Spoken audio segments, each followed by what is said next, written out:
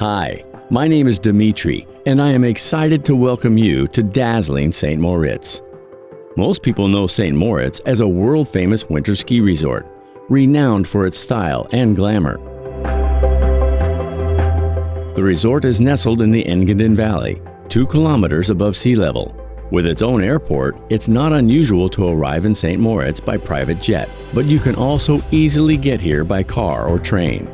There is even a railway between Kulm and St. Moritz, which has been given UNESCO World Heritage status.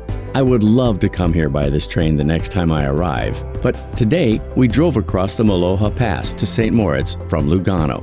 Upon reaching the highest point of the pass, we stopped for a coffee and a quick photo shoot. Мы уже в долине Engadin. Это почти 2 километра над уровнем моря. Мы по пути в Сент-Мориц. Воздух начинает искриться, погода замечательная, плюс 15. Очень хочется шампанского. Sure, it's September, but even in the summer months, it's never too warm in St. Moritz. We descend the valley, passing mountain chalets and a chain of lakes, Sils, Silva Plana, and St. Moritz. On the water are water skiers, kite surfers, and rowers, while the lake banks are peppered with cyclists. Being active and enjoying the outdoors is so St. Moritz, even in the autumn months. The Grand Hotel des Bains Kempinski is instantly recognizable with its distinctive facade of blue window shutters. 3,000 years ago, mineral springs were discovered in St. Moritz, making it famous as a water spa. The curative qualities of the mineral water are still here, which is why, in addition to swimming pools and fashionable treatments, there is a revitalizing water tap in Kempinski Hotel's spa area. We arrived at Grand Hotel des Bains Kempinski when preparations for the historical Bernina race were in full swing. With childlike awe, I watched the racers, and in that moment, happy to abandon my filming and become a driver. It was only my lack of a 40-year-old vintage vehicle which stopped me. Our minivan is too modern and would not be allowed to participate in the race. We realized the importance of the event for the hotel when we found General Manager Konstantin Zoiga parking a vintage Ferrari in the hotel's lobby. Konstantin likes talking about racing cars almost as much as enthusing about his hotel. First of all, the Kempinski European tradition and the luxury we provide or we deliver towards our guests is unique, and this stands out because we have it in all Kempinski hotels worldwide, and we live the same here in our hotel. It's the people we have in our hotel, the service they deliver, and the high standards.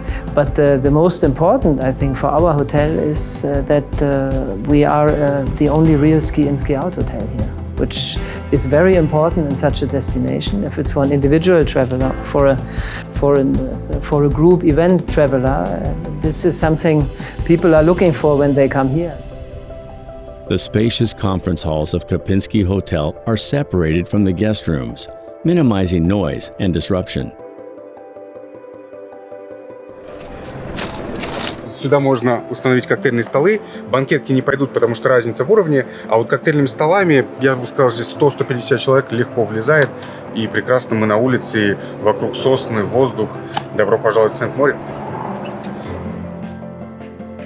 The hotel's Restaurant Cadeoro received its 2nd Michelin star in 2021, which is testament to the hotel's constant striving for better.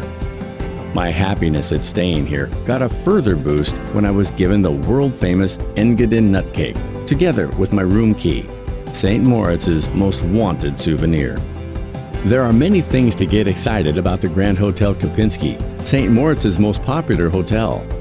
But what struck me the most were the giant decorative bells. What animals are they for? They're so huge.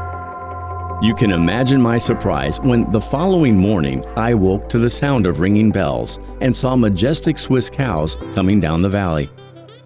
Deciding my itinerary for the day, I took a leave from my favorite restaurateur, Anthony Bourdain, who would say, if you want to understand where to go, ask the locals, and take turns between hot and cold. In my case, it is between quiet and active. What a better way to start your day than yoga on an inflatable paddleboard or sup.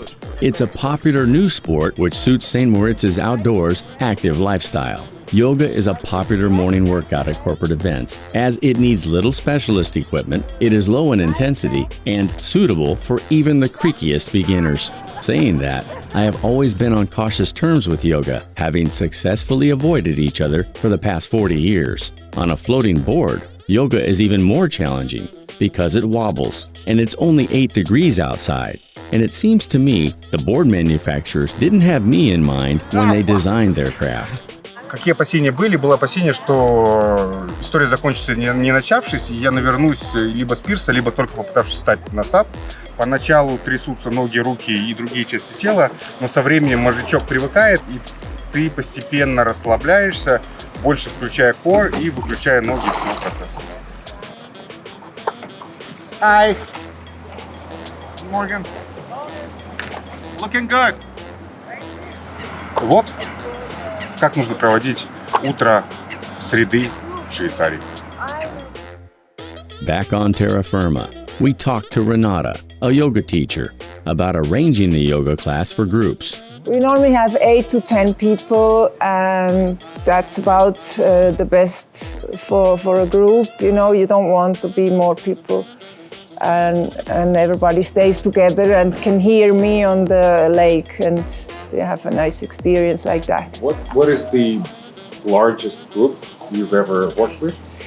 That was an exceptional one. It was on last summer on a beautiful day. We had 21 people. I had to organize the boards. I normally have only 10 people because we don't have more boards. So I had to organize some more teachers and helpers. So we were like 21 people. That was really a cool experience. The whole lake, and everybody was talking about it. As we chatted, it turned out that yoga is not Renata's only passion. She's, in fact, an Olympic athlete. Skiing, I started when I was 3 years old. Snowboarding came later in the mid-80s. And I started snowboarding, and it started to be my real passion, my soul sport. And I got really into it. I did the snowboard teacher training, and I learned how to do the racing, and I suddenly started to love the racing, and I kept on racing in the regional, in the Swiss Cup, then to the World Cup, and I made it to the Olympic Games. It was 98 in Nagano, in Japan. Yoga on a sup turned out to be so invigorating, I cannot deny myself the pleasure. Бодрит, знаете? Прямо бодрит. Хорошо. After such watery shenanigans, we decided it was a good time for a picnic, and to get there, we'd take the local transport, a horse and a carriage. Danko Mati's family have been running their horse-drawn carriage business in St. Moritz for 2 generations. And what better way for tourists to enjoy the stunning alpine landscape?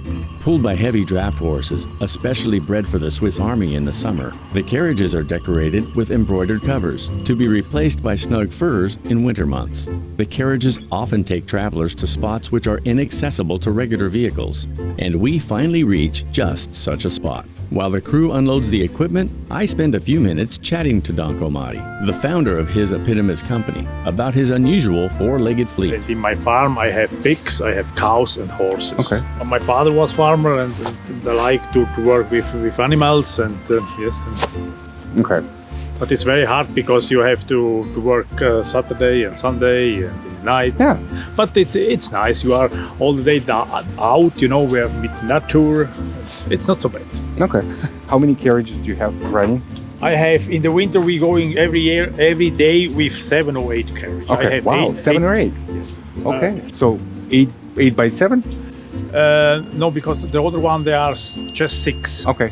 But I So can what- take a lot of, because I have my friends. Oh, okay. There are a lot of carriage in Sils or Pontresina, Okay. and then it's kind of a big group from 180 people. It's no Wow, problem. okay. So basically, you can basically scale up and down depending on the number of guests that we have. Yes. Okay. Yes. We were in a thick forest surrounding a beautiful alpine lake.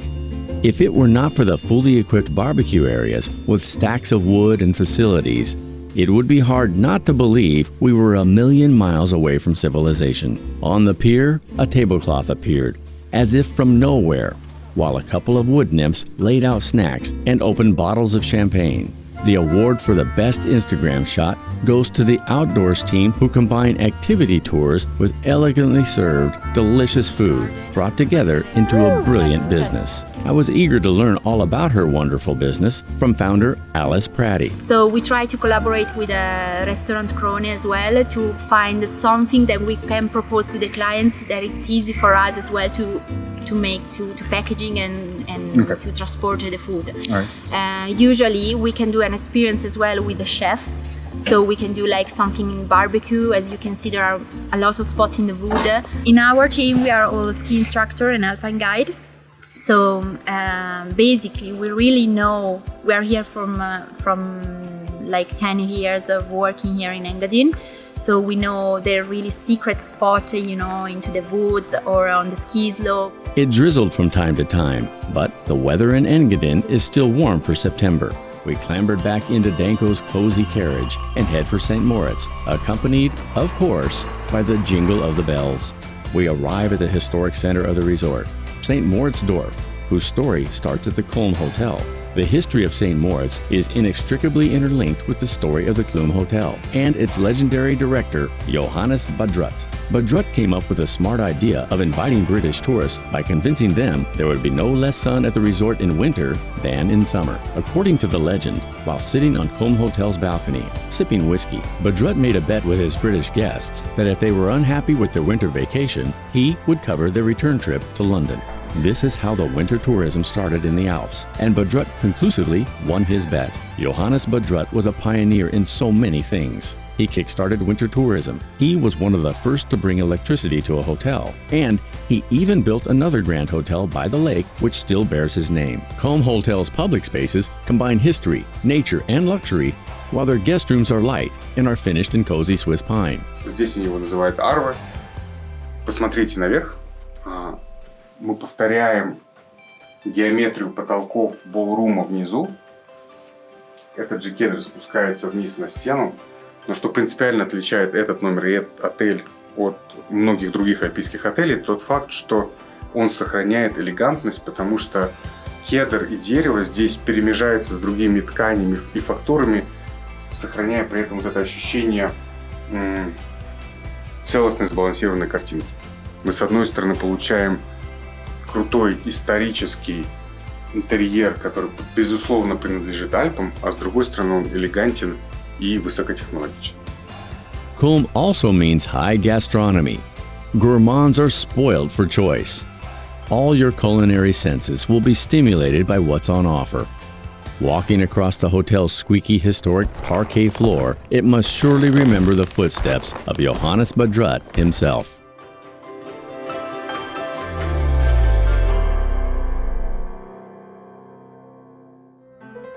Next, we walked through St. Moritz Dorf with our wonderful guide, Susie, to check out other places of historic interest, such as the Falling Tower.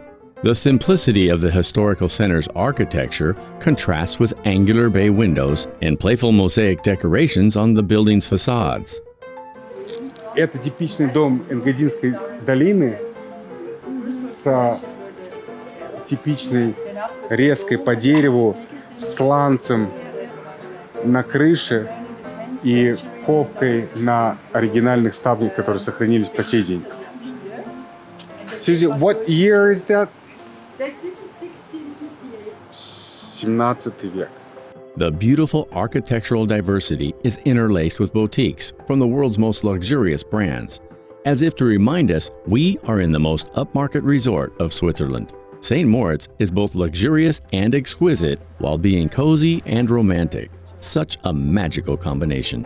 Searching for romantic appeal, we head for Muottas Muragl. We are looking to hike at 2.5 kilometers above sea level. Functioning in any weather, the cogwheel railway takes us up to the mountainside, which is more than can be said for the cable car, which can't run during high winds. The railway is old-school transport at its best. While we discussed the challenges of hiking in mist, we reached the mountain summit. There was a temptation to drop the idea of our hike altogether, and stick to our existential discussions in the nearby restaurant. But ever the professionals, we kept going. Привет, Muottas, Muragl. Mountain weather is unpredictable. It was cloudy a mere 10 minutes ago, and now we have a fantastically clear view of the Valley of Three Lakes and the Bernina mountain range. Ahead of us stretch 7 kilometers of a medium difficulty category hike. The panoramic trail is rocky, and you need to watch your step. But it's hard to lower our eyes from the beautiful mountains and the blue glint of the lakes below us. 2, 4, 5, 6. Это цифры сегодняшнего дня. Сегодня мы на Muottas, Muragl и в отеле «Романтик». Отель мы увидим через минуту. Вы меня спросите, а есть ли у них уникальная площадка для проведения мероприятий? И я отвечу вам, есть. Вот она. Она так и называется. Уникальная площадка для проведения мероприятий. Вилла Лис к вашим услугам. Having quenched our thirst for alpine adventure, we were ravenous, and the restaurant hotel on the summit was precisely what was needed. Welcome to Romantic Hotel, Muottas, Muragl. Just what makes it so romantic? Could it be the rooms in the warm Swiss pine? Or perhaps the cozy Skalta restaurant with its locally sourced menu? Precisely why should corporate clients come so high? I asked this question of Ann Ackerman, the hotel general manager.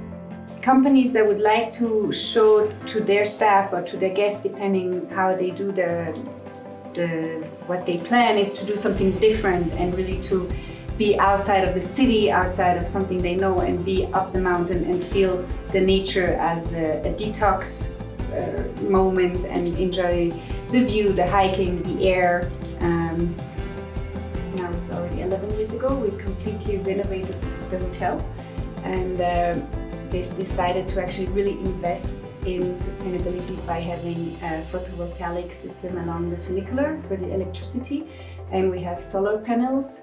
And we have a solar machine that heats up again when we need it. So we are 10 years ago it was too expensive actually to be completely independent. So we still depending on the weather to the system with the electricity, for example.